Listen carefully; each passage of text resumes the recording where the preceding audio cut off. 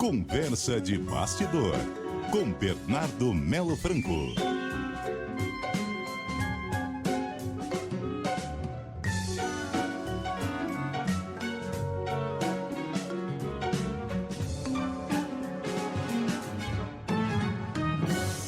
E aí, Bernardo? Boa tarde, Sarenberg. Boa tarde, Cássia. Boa tarde, ouvintes da CBN. Boa tarde, Bernardo. Bom, Bernardo, a PEC da blindagem foi enterrada, sepultada, já teve a missa, tudo, já acabou. Mas a PEC da anistia, como diz a Cássia, a PEC da anistia / dosimetria continua na pauta. É verdade, Sarenberg. Ali, só uma distinção importante. No caso da anistia, é um projeto de lei. Portanto, precisa de menos votos. É PL, é verdade. Que não é necessário mexer na Constituição. A PEC é a proposta de emenda à Constituição. Isso. Precisa, portanto, de 3/5 dos votos, né? 60% dos votos na Câmara e no Senado. Isso na Câmara dos Deputados dá 308. Isso. Olha, vamos começar pela PEC da blindagem, Sarenberg, porque é um tema que atraiu muito o debate público na semana passada. E que mostra para a gente um pouco como é que funciona a política, como é a dinâmica da política. Veja, a mesma PEC da blindagem passou na semana passada uma enorme maioria de votos na Câmara dos Deputados. Foram 353 votos a 134, uma avalanche. E ontem, no Senado, essa mesma PEC foi rejeitada por unanimidade, 27 votos a 0. Então, na Câmara passou por ampla maioria, no Senado rejeitada por unanimidade. E por que isso aconteceu? Foi só porque o Senado é melhor do que a Câmara hoje? Olha, até pode ser que seja, mas não foi só isso. Basicamente, o fator que explica essa guinada, essa mudança no Congresso Nacional, foi a pressão popular, a mobilização da sociedade, a mobilização da opinião pública contra esse projeto que incluía uma série de retrocessos e, na prática, inviabilizava a abertura de ações criminais contra parlamentares acusados do cometimento de crimes. Veja que, quando eu falo em pressão popular, eu me refiro, claro, às manifestações do domingo passado, que ocorreram em várias capitais do Brasil, tiveram grande público no Rio de Janeiro e São Paulo, mas não só isso.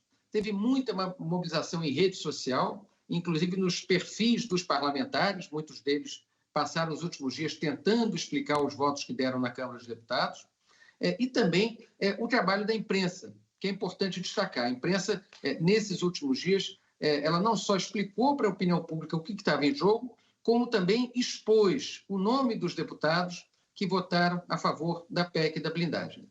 Ano que vem tem eleição, político não gosta de brigar com voto, e no caso do Senado, Sarenberg e Cássia, no ano que vem se renovam 2/3 das cadeiras. Portanto, a grande maioria dos senadores que hoje estão em mandato vão precisar renovar o seu período nas urnas no ano que vem. Então, houve ali uma percepção dos senadores de que o vento tinha virado, de que a pressão popular estava ali no cangote dos políticos e que era preciso rejeitar essa PEC. E aí aconteceu um fenômeno curioso, porque quando ficou claro que a PEC seria rejeitada na Comissão de Constituição e Justiça, ou seja, que já tinha votos suficientes para arquivar essa proposta, os bolsonaristas, que eram os mais entusiasmados na defesa da blindagem, lá na Câmara dos Deputados, resolveram votar também pelo arquivamento. Por isso, esse resultado de unanimidade. Uma proposta que era do Centrão e do bolsonarismo na Câmara dos Deputados e que acaba sendo sepultada com apoio do Centrão e do bolsonarismo no Senado Federal. Tem um dado interessante também, que ao longo do dia de ontem, alguns parlamentares da oposição ainda tentaram ressuscitar a PEC ou manter parte dela em vigência. Por exemplo, o senador bolsonarista Jorge Seife, que é do PL de Santa Catarina, ele chegou a preparar um voto em separado, ou seja, um contra-relatório no qual ele ia sustentar a manutenção da PEC, mas viu que não ia ter voto para aprovar e desistiu. E o outro personagem que eu queria chamar a atenção, Sarenberg e Cássia, é o senador Sérgio Moro, do União Brasil do Paraná. Ele mesmo, ex-juiz da Lava Jato, que se elegeu com discurso anticorrupção. Pois bem, o Sérgio Moro ontem apresentou uma emenda para tentar salvar parte da PEC da blindagem, alegando que ia salvar apenas os parlamentares que falassem, que cometessem crimes ligados a votos, palavras e opiniões.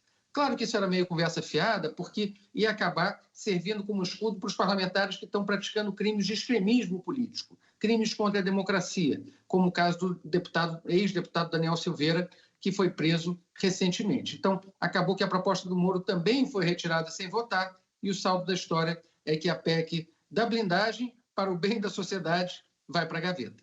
Tá certo. E a outra ficou para a semana que vem. A gente volta ao assunto na semana que vem. Bernardo? Tá certo. Um abraço para vocês, boa tarde para os ouvintes. Até mais, Até Bernardo. mais.